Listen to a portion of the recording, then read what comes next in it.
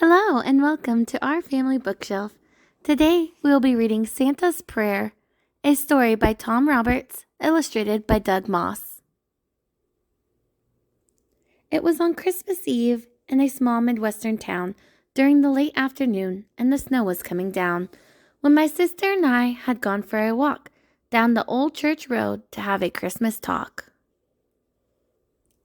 We wondered aloud about reindeer and elves, about candy-filled stockings and presents for ourselves. We talked about getting our wish list of toys, about dear old Santa, the focus of our joys. When there at the church, we saw a flash of red, of a figure going inside with white hair on his head. We knew in an instant it was the old man himself, Mr. Kris Kringle, that great jolly old elf. So we snuck in behind him to see what he would do, and we watched and we listened while crouched behind the pew. He stood there for a moment, and so quiet all the while, then he took off his hat and started down the aisle. He walked up to the altar and knelt there in the hay, right beside the manger scene where the infant Jesus lay.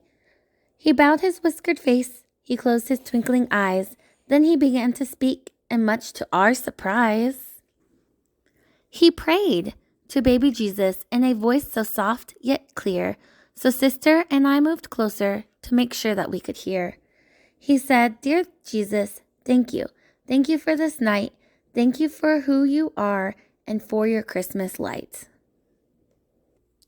I come to you this Christmas with a concern on my mind, a concern for the children and what they expect to find.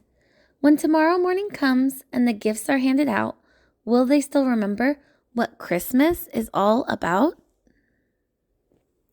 I pray that you will guide me as I make my rounds this eve to bring some understanding with every present that I leave.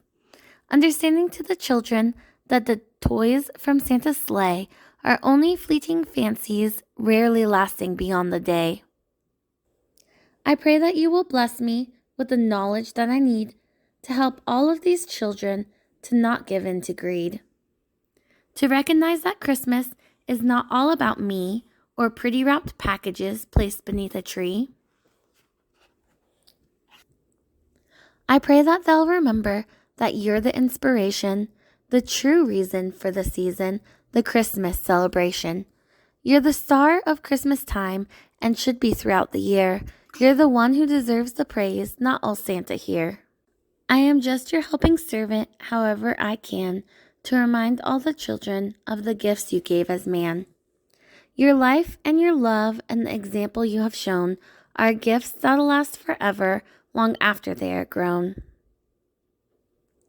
So help me, dear Lord, help me make it clear to all the world's children that you're the focus here. I pray that they'll be thankful and feel your love within, then share the joy of Christmas and let hope spring forth again." It was then Santa paused and grew silent for a time, when suddenly from above we heard the church bells chime. Taking a deep breath, Santa raised his burly head, and ending his humble prayer, this is what he said. "Well, dear Jesus, it is time. Old Santa must now depart, but I'll be thinking of you always. I'll keep you in my heart." Then opening his eyes, Santa rose to his feet, and with a glow on his face, he walked to the street. Sister and I stood silently, watching him leave in awe. Then we turned to the manger scene, where Jesus lay in the straw.